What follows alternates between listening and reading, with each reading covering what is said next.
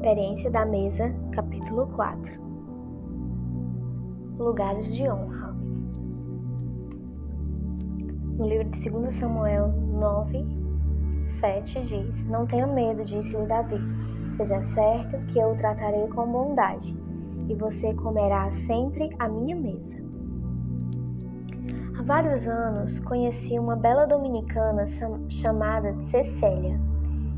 Ela foi liberta de um estilo de vida de imoralidade e havia se tornado uma cristã maravilhosa, comprometida com Jesus Cristo. Quando ouviu sobre a mansão de mentoria, Cecília se voluntariou para nos ajudar. Ela ficou sabendo que oferecíamos massagens nos pés das mulheres durante a estadia na mansão e se ofereceu para fazer esse serviço e embelezar as unhas dos pés das hóspedes, fazendo pinturas decoradas. Não me entenda mal, acho que fazer massagem nos pés é um ótimo serviço. Eu mesma faço regularmente nas mulheres que vão à mansão de mentoria. Nessa ocasião, porém, quando Cecília se voluntariou para servir as hóspedes da casa dessa forma, o Espírito Santo me chamou a atenção, como se estivesse dizendo: ela pode fazer muito mais que massagem nos pés. Fiquei curiosa para descobrir o que Deus tinha reservado para aquela mulher preciosa e senti vontade de conhecê-la melhor. Então, a convidei para ir na minha casa tomar um chá. Não deve, ela respondeu de forma gentil, mas firme. Não posso ir na sua casa. Presumi que ela deveria estar ocupada no dia que sugeri, por isso disse: tudo bem, Ceci, usando minha forma carinhosa de chamá-la. Vamos encontrar um momento melhor? Quando você pode, então? Eu pensava em como poderíamos reorganizar nossas agendas para encontrar uma ocasião em que ela estivesse disponível, naquele instante. Percebi o que acontecia. Ela não se sentia digna de ir na minha casa comer à minha mesa. Eu a encorajei relutante.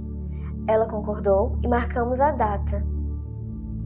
Quando Cecília chegou, sentamos à pequena mesa de bordas dobráveis no canto da minha cozinha.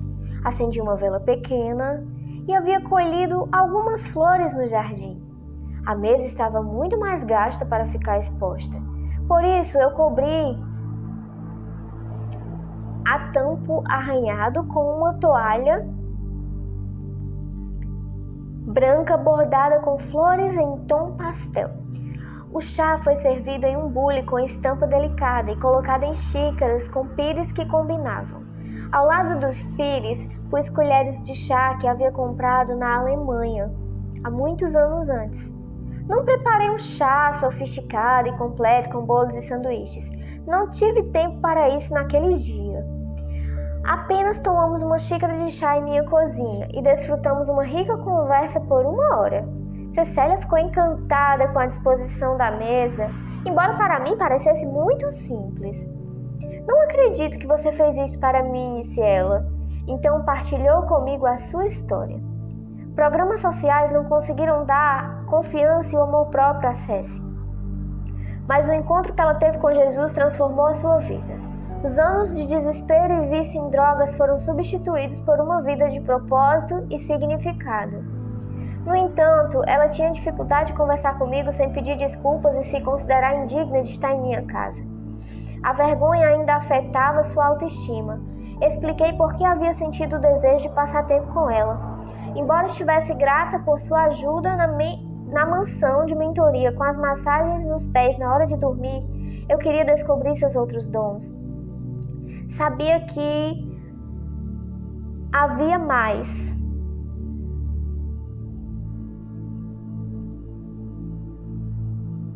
Por causa das coisas que havia feito no passado, Cecília se convencera de que não era digna de ser convidada especial de alguém. Naquele dia, porém, eu a elevei e restaurei sua dignidade ao lhe oferecer um lugar de honra na minha mesa. Foi em volta da minha mesa que ela descobriu dons e talentos que estavam armazenados e nunca haviam sido libertados. Cecília era inteligente, criativa e muito empreendedora. Depois de tomar uma simples xícara de chá em uma mesa preparada especialmente para ela, Cecília se animou e começou a pôr a mesa para os seus filhos. Não demorou muito e ela iniciou um pequeno negócio, compartilhando a esperança com outras pessoas. O convite para tomar um pouco de chá à minha mesa comunicou o meu amor por ela e a ajudou a se tornar gradualmente uma mulher radiante e agradecida. Existe algo muito poderoso relacionado à mesa. Quando uma pessoa se sente indesejada, rejeitada e sem valor, você pode levá-la à sua mesa. O senso de valor dela será elevado. Seria por isso que Jesus declarou: eu lhes digo a verdade, que eles dão um copo de água em meu nome por vocês pertencerem a Cristo. De modo nenhum perderá a sua recompensa. Como vemos no capítulo 2, Deus apresenta muitas instruções e ilustrações da Bíblia sobre a importância da experiência da refeição em nosso lar e dentro da família. Considerando um lugar onde sua presença sobrenatural se encontra conosco, o Antigo Testamento contém um belo exemplo de como a dignidade e a posição de um homem temeroso e rejeitado foram restaurados quando ele recebeu um lugar de honra à mesa do rei. Na nação de Israel, cerca de 2000 anos antes de Cristo, um jovem nasceu na realeza, cheio de privilégios. Era o filho de Jonatas e neto de Saul, o primeiro rei de Israel. Durante os primeiros anos de sua vida, esse jovem príncipe viveu em paz e, pelo que sabemos, teve uma infância feliz. Entretanto, fora de sua vida idílica em casa, os acontecimentos nacionais tomavam um rumo perigoso. O rei Saul estava perdendo a razão e o reino. Deus lhes disse que havia escolhido Davi para ser o próximo rei de Israel, em vez de seu filho Jonatas. O monarca ficou enfurecido e se propôs a destruir Davi e o seu exército de foragidos. A ira insana de Saul levou muitas derrotas no campo de batalha, inclusive a uma derrota devastadora para os filisteus, que resultou em sua morte e na de seus 3 filhos, inclusive a de Jonatas, o pai do príncipe. Quando a ama do menino ficou sabendo da derrota de Saul, pegou o jovem príncipe e fugiu, ciente de que, naquela era brutal, quando o novo regime assumia o poder, a nação conquistadora rastreava e matava todos os descendentes do rei anterior. A fim de impedir que usurpassem o trono, por ser neto do rei Saul e filho do príncipe Jonatas, o menino corria grande perigo. A ama sabia que precisava agir para poupar a vida dele. Contudo, em sua pressa, bem intencionada, de salvar da morte certa o pequeno que amava, ela o deixou cair acidentalmente e os pés do garotinho ficaram aleijados para sempre. Sua vida foi poupada, mas nunca mais seria a mesma. É possível que alguns de vocês estejam familiarizados com a trágica história do jovem Mefibosete, registrada em 2 Samuel, capítulo 4, versículo 4. Contudo, muitos anos depois, o mesmo homem que havia fugido de seu lar da infância, com medo, se tornara um aleijado desamparado, vivendo receoso e com vergonha, bem longe do palácio, num lugar desolado, recebeu uma oferta de graça muito inesperada que mudou a sua vida. Com o passar do tempo, Davi derrotou os filisteus e os outros inimigos de Israel. Restaurou o trono e expandiu as fronteiras da nação. O Senhor dava vitórias a Davi, por onde quer que fosse, e ele se tornou o rei mais celebrado da história de Israel. Em 2 Samuel 9, Davi desfrutava um período de paz e talvez tenha sentido um pouco de saudade do amigo Jonatas, lembrando-se da aliança que eles haviam feito muito antes. Voltando-se para Ziba, antigo servo de Saul, perguntou: resta ainda alguém da família de Saul a quem eu possa mostrar a lealdade de Deus? Respondeu Ziba: ainda há um filho de Jonatas, aleijado dos pés. Onde está ele? Perguntou o rei. Ziba respondeu: na casa de Maqui, filho de Amiel, em Lodebar. Então o rei Davi mandou trazê-lo de Lodebar. Quando Mefibosete, filho de Jonatas e neto de Saul, compareceu diante de Davi, prostrou-se com o rosto em terra. Mefibosete? Perguntou Davi. Ele respondeu: sim, sou teu servo. Imagine como Mefibosete deve ter se sentido. Ele era aleijado de ambos os pés, fora criado por uma estranha e vivia longe do palácio, seu lar por direito. É provável que se sentisse rejeitado, triste, solitário, assim como temera o assassino brutal de todos os herdeiros reais por parte dos filisteus. Quando ouviu que o rei Davi o estava procurando, certamente ficou com muito medo de que um novo rei estivesse rastreando e erradicando os últimos descendentes de Saul. Aquilo que ele mais temera em toda a sua vida estava se tornando realidade. E qual seria o destino da esposa de Mefibosete e de seu filhinho? Eles também seriam mortos? Prostrando-se diante do novo rei, ele esperou seu julgamento iminente. Não tenha medo, disse-lhe Davi, pois é certo que eu o tratarei como bondade por causa da amizade com Jonatas, seu pai. Vou devolver-lhe todas as terras que pertencem a seu avô Saul, e você comerá sempre à minha mesa. Que imagem da graça! Em vez de destruir o neto do antigo rei, Davi disse a Mefibosete: além de receber a sua herança, você também poderá comer à minha mesa. Que bela passagem! Davi honrou sua aliança com Jonatas, elevando Mefibosete e dando a ele um lugar à mesa do rei. Davi acolheu o filho aleijado de seu amigo, um homem que não poderia servir como guerreiro ou servo do rei e que certamente não era considerado digno de se assentar à mesa de um monarca. A este homem Davi disse: vou restaurar a sua confiança. Venha aqui, filho de meu amigo Jonatas, neto do rei Saul. Vou honrá-lo e cumprir minha aliança com seu pai, dando-lhe um lugar de honra à minha mesa. Davi o restaurou e apagou sua dor de rejeição ao declarar: você sempre comerá à minha mesa. Por comer regularmente à mesa do rei, o amor próprio e a autoestima de Mefibosete foram renovados. Pessoas com dificuldade ou deficiência física costumam ser ignoradas pela sociedade. Ao levar Mefibosete para sua mesa, Davi o fez saber que ele era tão importante quanto todas as outras pessoas.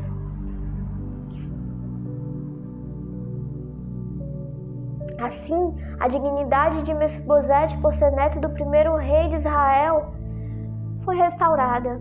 Davi poderia ter lhe dado um quarto no palácio ou uma grande soma de dinheiro, mas nem todo o dinheiro do mundo seria capaz de desfazer a vergonha e a rejeição. Por isso, Davi atendeu a maior necessidade da vida de Mefibosete, a dignidade, dando-lhe um lugar de honra em sua mesa. Hospitalidade feita em casa. Não importa quão simples ou sofisticada seja a sua casa, há algo de especial em oferecer a uma pessoa um lugar à sua mesa. É verdade que você pode encontrar pessoas num restaurante, mas quando é convidada a ir na casa delas, não é muito mais íntimo e honroso? Durante os quase 50 anos em que Larry e eu temos convidado pessoas para o nosso lar a fim de partilhar uma refeição conosco, aprendi que a maioria prefere receber um lugar de honra à mesa para uma comida simples feita em casa do que ser levada ao mais fino restaurante. Em The Joy of Hospitality, a alegria da hospitalidade, Vonette Bridget lembra como aprendeu essa lição de forma mais difícil. Quando o Dr. Bill Fate, um amigo de Oklahoma City, veio a Los Angeles a negócios, ele ligou dizendo que teria uma noite livre. Meu esposo Bill me telefonou de seu escritório para dizer que havia convidado Fate para o jantar. Eu disse: ok, vamos comer em algum lugar. Bill ficou em silêncio. É segunda, eu logo expliquei. Lavei roupa o dia inteiro, estou cansado e não tenho tempo para servir a não ser hambúrgueres. Bill suspirou. Tudo bem, vamos levá-lo para comer fora. Eu havia me esquecido de que a maioria dos melhores restaurantes em Los Angeles fecham às segundas-feiras. Fomos a todos que conhecíamos e encontramos fechado. Nos sentimos cada vez mais envergonhados. Acabamos voltando para o hotel de Flash e, por insistência dele, fomos seus convidados para o jantar. Quando a noite acabou, ele nos agradeceu pelo tempo agradável que passamos juntos, mas nunca me esquecerei de seu comentário bondoso quando nos despedimos. Fique sabendo, Vonnet, que eu preferiria comer migalhas de sua mesa a ir a qualquer restaurante chique à cidade de Los Angeles. Da próxima vez que vier à cidade, nós o receberemos em casa para jantar, prometi. Mas não houve próxima vez. Bill Fletcher morreu meses depois. Desde então precisei me lembrar muitas vezes de que não importa se minha casa é sofisticada ou simples, se a comida é elaborada ou comum, a hospitalidade é a hospitalidade que as pessoas apreciam. A demonstração de hospitalidade começa em casa. Dar a seus filhos um lugar de honra na mesa é uma maneira poderosa de demonstrar que eles ocupam um lugar privilegiado na família. As refeições em seu lar podem ser muito mais do que um curto intervalo, na qual seus filhos surgem do quarto para pegar salgadinhos na despensa ou aquecer restos de comida. À medida que você começa a compreender que Deus planejou a mesa para ser um lugar de dignidade e santidade em sua casa, será capaz de separar um lugar de honra para seus filhos à mesa, restaurando o amor próprio deles e dando ao sobrenatural pão da presença uma oportunidade para trabalhar no coração deles. Pense nisso. O que fazemos quando comemoramos um aniversário e queremos fazer nossos filhos se sentirem importantes e especiais? Arrumamos a mesa, usamos uma toalha chique e às vezes até colocamos um prato especial para as crianças. Quando são pequenos, podemos arrumar a mesa de aniversário com pratos e copos descartáveis de um personagem preferido de desenho animado.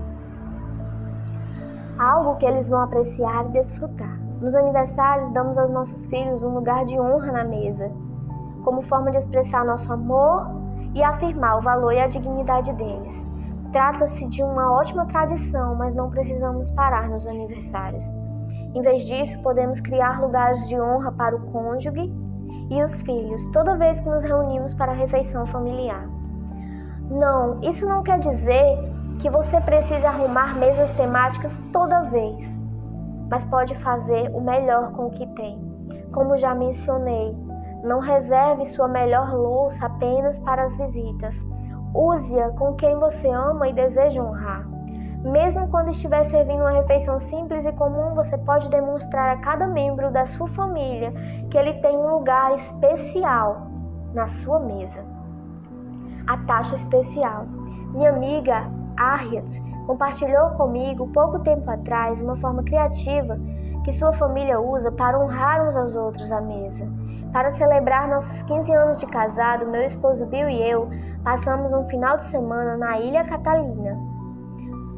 Nosso tempo juntos foi muito agradável. Aproveitamos vários ótimos restaurantes, vimos lugares bonitos e, claro, fizemos algumas comprinhas também.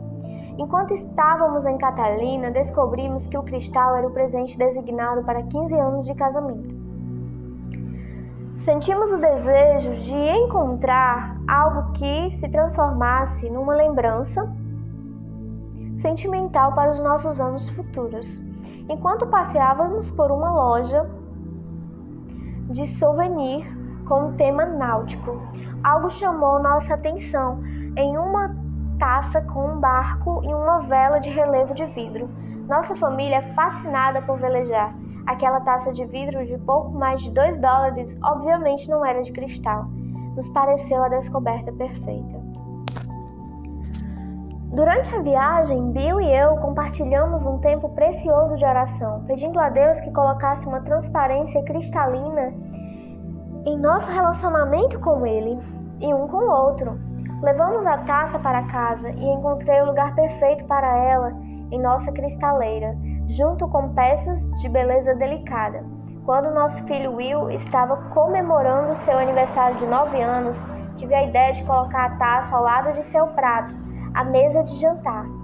Aquele foi o início de muitas memórias que apreciamos ao longo dos anos em comemoração. Familiares usando a taça especial, nossa forma carinhosa de chamá-la.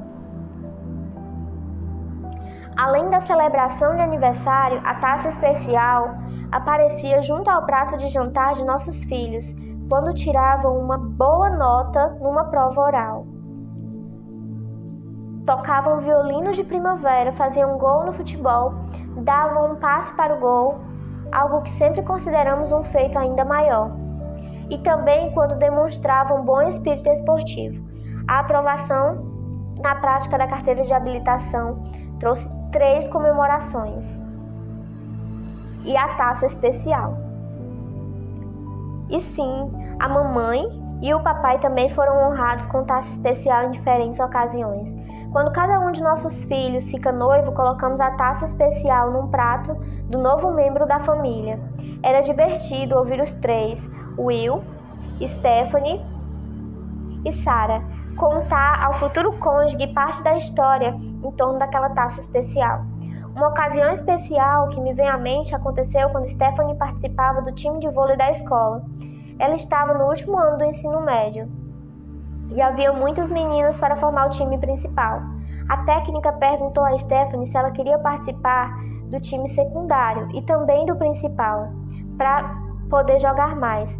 Ela aceitou a proposta com animação, compreendendo que precisaria treinar com os 2 times 2 horas no time secundário.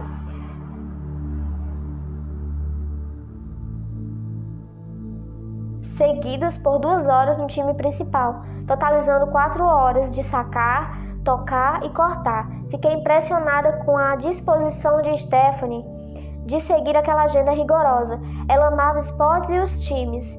No entanto, depois de alguns jogos, ficou evidente que mesmo com seu comprometimento nos treinos, ela entrava em quadra nos últimos minutos dos jogos do time principal. Meu coração doía por ela. Irritada, eu pensava: a técnica não enxerga potencial nela, a habilidade, a entrega no jogo, não vê a submissão. Não vê a submissão de Stephanie à sua autoridade. Não era fácil assistir aqueles jogos. Num dos últimos jogos da temporada, no torneio final do time principal, a técnica se aproximou de nossa filha durante o aquecimento e lhe pediu que saísse da quadra, explicando que substituiria por uma jogadora do primeiro ano. Então solicitou a Stephanie que voltasse para o vestiário, trocasse de roupa e entregasse seu uniforme substituta. A instrução final da técnica foi: depois que você se trocar, quero que volte para o ginásio. Sente na arquibancada e torça pelo time. Foi uma experiência desmoralizante, para dizer o mínimo. Bill e eu dificilmente perdíamos um jogo. Desta vez, porém, não estávamos da cidade. Minha amiga Nancy estava na arquibancada naquela noite e observou o estranho incidente. Em minha ausência, ela fez papel de mãe de Stephanie, da mãe que Stephanie precisava.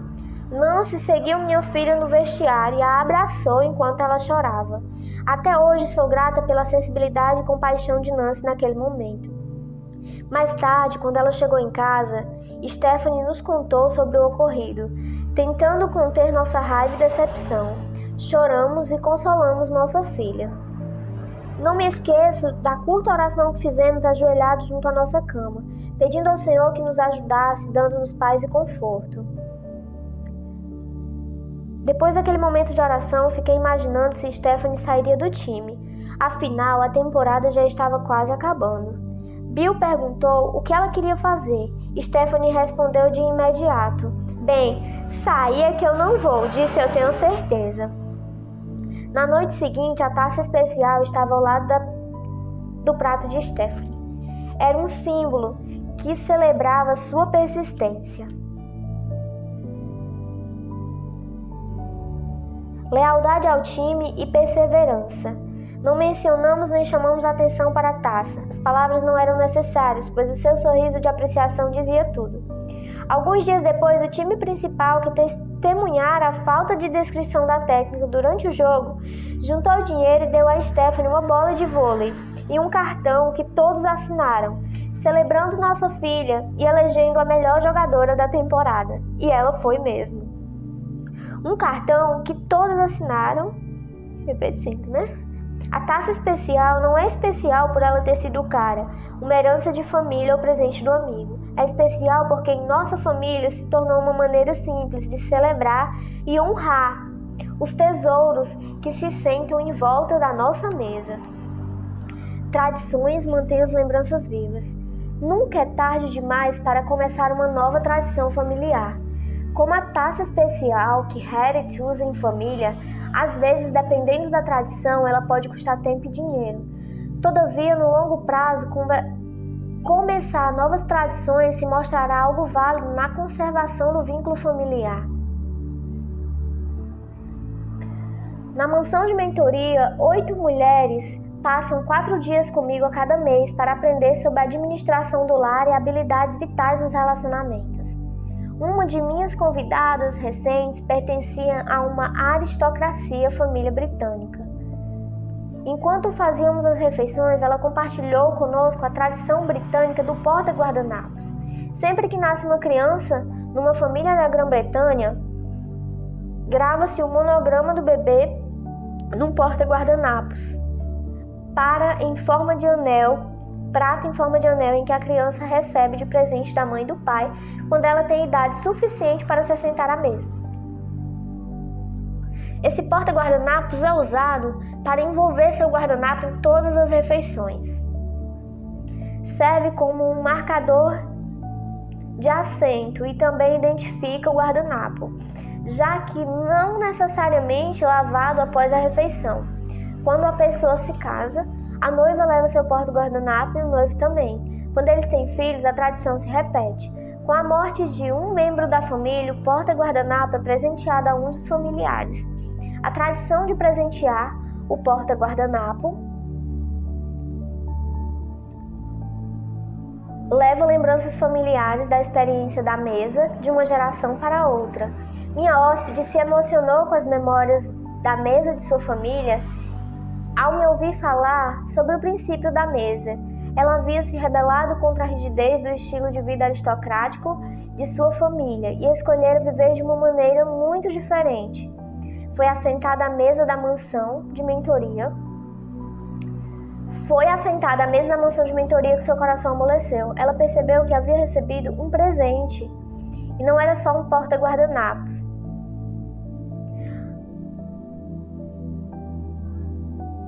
A rebeldia que havia em seu coração se transformou em apreço.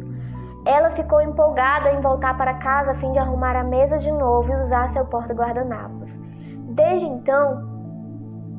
que ouvi essa história, senti vontade de colocar a tradição em prática na minha família. Custara dinheiro investir em porta-guardanapos de prata com monograma de todos os membros da família. Mas depois disso, cada pessoa terá o seu próprio porta-guardanapos especial para usar e se lembrar em momentos que desfrutamos junto à mesa.